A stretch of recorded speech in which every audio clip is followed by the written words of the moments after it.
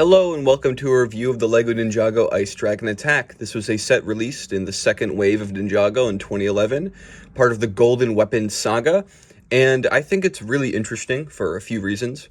One is because it is a very different Ninjago set than what you'd see today, and not in how it's like this fundamental set that would kind of set the precedent for later Ninjago offerings, rather the opposite, where it's a bit of an evolutionary dead end in terms of the construction of this dragon and like all the elements of it.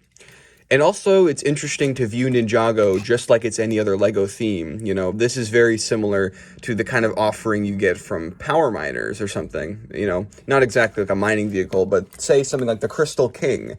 This guy is pretty much spot on for that in terms of, you know, the ball joint construction, using a big headpiece, even these very similar crystal pieces, which were actually a recolor of the Crystal King's, these textured pieces using the Crystal King. And I'd like to take a look at this first because this is actually a very rare color. This is translucent medium blue, which is this shade that they use for ice. I don't know exactly when it started being used, but it was pretty prominently used in Alpha Team Mission Deep Freeze, or, you know, the Alpha Team reboot from 2004, whatever you'd like to call it. And it was a color that was retired. You know, it's kind of redundant because there is translucent blue, but it's just an interesting thing to see. It's one of the most clear translucent colors they have, which is a double-edged sword because it makes it so you can kind of see stuff through it that you maybe don't want to see, or maybe doesn't look too good, but it does make it a very striking color for what it is. And on the box art, it looks really cool, you know? Adds a lot of texture to things. It's almost like they're imitating dual molding somehow. The other thing about this set's construction that's very interesting is the use of bionicle pieces. Of course, there's just the ball joint stuff, but there's also this neck piece, which is, I believe, from the Anika build, and these feet that I think are from the Paraka, maybe not. I'm not a bionicle expert by any means. And it's just interesting to see like this construction used, because if you break it down, this thing really is kind of like a bionicle creature, but with more brick-built elements. You can see this body is very simple, you know, and everything coming out of it is a ball joint or some other connection. And it kind of feels like each element of it is like a very separate construction that all just comes together into a cohesive enough thing. I wonder if the other dragons are, you know, customizable, or if they kind of are compatible with each other. That'd be an interesting way to take things. I think the Earth Dragon is very different. But maybe like the Fire Dragon at least could be, you know, has a similar construction to this one. The set has one main gimmick, which is that it has a Zamor sphere that you can make come out of his mouth, or you should be able to. I don't want to break it, or that thing comes out pretty fast.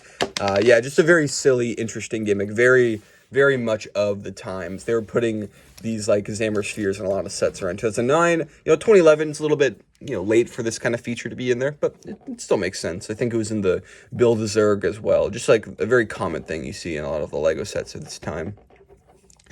And that's pretty much it for playability, which is unfortunate. This was only a $20 set, so I do think it deserves some credit there for, you know, delivering a pretty substantial thing for your value, you know. It's like $20, you know, you don't expect a core offering, because like I really like the idea that like every dragon in this line was at a different price. You know, they had a lot of different opportunities to evolve the build, and this very basic $20 version of the idea is interesting to me because it's like this is the core essential. It's like this is the essence of the dragons. The wings, to talk about the stability, it's not too good. The wings are kind of flimsy in how they can come off pretty easily. Very weak stud connection. This is kind of before LEGO was massively reinforcing everything with Technic, but it's also after their part quality was a little bit lower than it was in the 90s and 80s and all of that, or at least age hasn't done these a favor as it has those old sets. So some of these wings will fall apart, but it's not too bad. It's not nearly as egregious in this as the Spinjitzu Temple or the Skeleton Bowling sets, which have a lot of trouble staying together. the set is very skeletal in terms of how everything's connected. As I said before, it's a lot of desperate pieces, and it does make it kind of hard to pose it in a way that makes it feel like a creature and not like a robot. Robot is like the way that this feels. The bionicle, pieces, unintentionally just make it seem like a robot, especially considering like there are very few organic feeling pieces. These helicopter blades are an interesting application of the piece, but it's hard not to see the hard ridges on them that remind us that, okay, this is a piece made for a piece of machinery, And the rubber, plasticky nature of the headpiece also makes it feel, like it's not real. But that's okay. I kind of like that feeling. It's very unique. I do wish this was plastic and not rubber. I feel like this is a piece that can get very dirty and kind of gross over time. Very weird texture too. Not my favorite, but it is just very interesting. And I do feel like it probably works. It's very cool to have like a collection of these. It has this interesting system where you can put a bar connection inside of its face. There's supposed to be one here, but this is very loose, so it doesn't really work. I wonder why they put two there. Yeah, but it seems to not age the best. I do actually have another one of this piece in specific, but I don't know where it is. I don't have the bottom. It's just some random lot. I remember. This piece has been in my collection for so long. Yeah, it's a cool thing, and it definitely makes a striking first impression as kind of the thing that draws your eye on the box, to be honest. And yeah, it's just super weird, man. The fact that like I don't know, I guess they built it this way so you could have the ball launching feature and it like looks like it's coming out of his mouth. It's just very silly, interesting stuff. I also like the fact that his head, the way that he's connected is through a chain of all things. It feels kind of brutal, Ninjago doesn't really evoke that many feelings of traditional ninjas past the first wave, if you know what I mean. This first wave of Ninjago is pretty standard in the depiction of ninjas and martial arts. The temples, the dragons, the flags, and all of that. And these chains feel very appropriate to that kind of idea. And I do really prefer that kind of, cohesive idea, because it's like, at what point is Ninjago not about ninjas at all? Like, why is it even Ninjago? Like, why can't we just have different characters, But these first few waves definitely evoke that, spirit of the 1990s ninja theme and like ninja, iconography as a whole. And it's also interesting because it's so easy to remove the elements, the human-made elements. You take this off and hey, it's a dragon completely free, free of any shackles or anything. It also comes with this interesting print. I believe this is either katakana or it's Chinese Mandarin. I learned recently that these old Ninjago sets do use, actual languages, which is interesting. And I guess let's look at the other things, like the minifigure. The minifigures you get in the set. The first one you get is Zane DX. Now, this is an incredible minifigure. Like, I'm going to be honest. When I was a kid, the DX minifigures were my favorite. I just thought they were such a cool upgrade to the original Ninja. It's just in how, like, they're still very similar to that classic design, but they make it feel special without going too far. I feel like new minifigures they're just so over-detailed that it's kind of hard to see the expensive, cool elements that make them special. But this one is just so obvious. You've got this beautiful golden metallic print with, shooting ice, which is really awesome. But the rest of it's still Zane. It's still recognizable. It's like that original figure. And it's a really cool touch that on the back they have the ninja's name printed on there. Just an excellent figure. And I love these guys, and I have a lot of nostalgia for them. It's also cool that his weapon is just a katana. It's interesting that these early Ninjago sets, later, I guess this is when they're getting the golden weapons, but it's cool that they all just have a katana, it's a very simple binding element. There's a lot of, it feels like they're like, maybe not interchangeable, but there's this quality where they're, they all have a lot of similarities that kind of make them appealing to collect. And I really like that. The other figure, I believe I forget his name. It is Krazy. He is another excellent figure. He uses the skeleton pieces that they introduced for this theme. The new legs that can fit into the spinners, as well as the new body and everything, and the arms. And I think he's really cool. The Jester helmet really puts him together. The lipstick is a very silly, fun little bit of characterization. And he gets the golden shurikens in this one.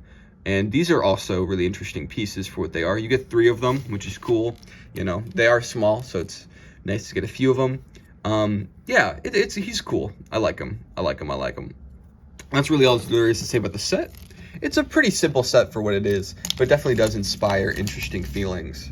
Let's take a look at the the box and the manual, because I actually do own those for this set.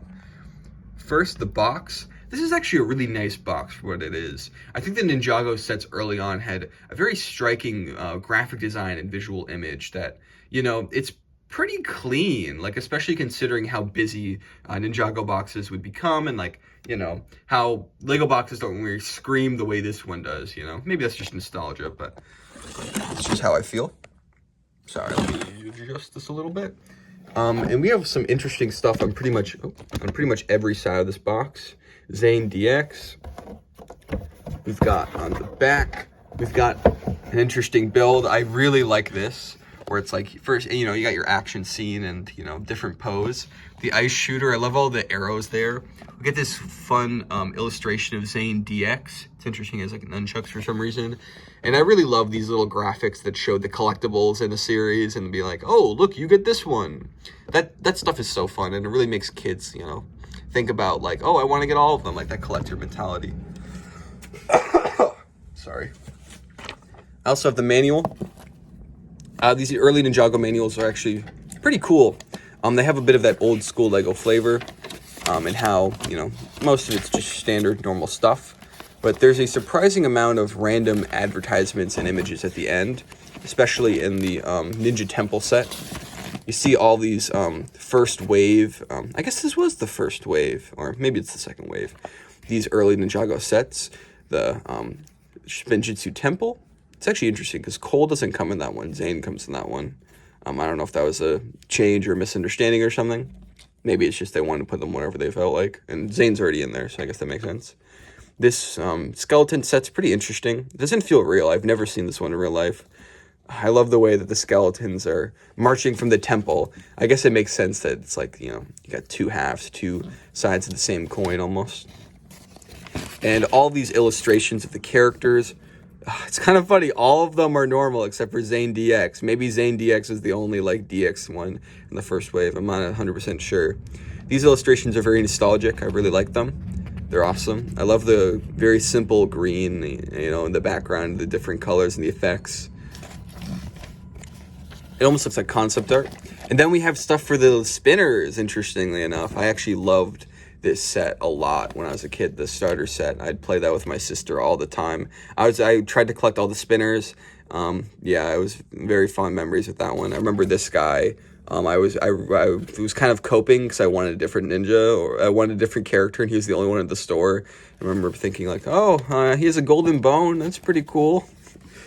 Here's all of the different weapons. I really like the idea of, like, you know, building our own weapons and all of this silly stuff that they, you know, put together. It's kind of the beginning, laid the groundwork for what the Chima series would do with, like, building weapons with system pieces. And then even more stuff. Ninjago.com, they're coming out of the computer. Just so awesome. So awesome. Like, just silly stuff. And a map with all the golden weapons. That's kind of awesome, but there's also a Ninjago watermark over this, which is kind of hilarious. Like, why did they put that there? But yeah, I guess it shows how, you know, this is kind of the beginning of the journey. You know, you go to the nunchucks, and then the scythe, and then finally the sword of fire. Very cool, very cool. And then even more, Ninjago the board game. Oh my god, so this is fun. Just interesting. Oh my, it's interesting to see that spinner there. Very cool. I like the little illustrations on the dice. And yeah, Lego Club and the Win Kid. Yeah, very, very good manual. Like, I was surprised. Oh my god. I was surprised how much stuff there is in that one. I think the world is unraveling as we speak, so I need to wrap this up. But yeah, this is an interesting set. Maybe not perfect. For $20, I think you can't really ask for too much more. You get a lot of interesting stuff. The Ninjago theme in general is a really interesting theme that I'm probably going to look at more sets for them in the near future. That's all I have to say. Thanks for watching. Have a good one. Sorry about the chaos.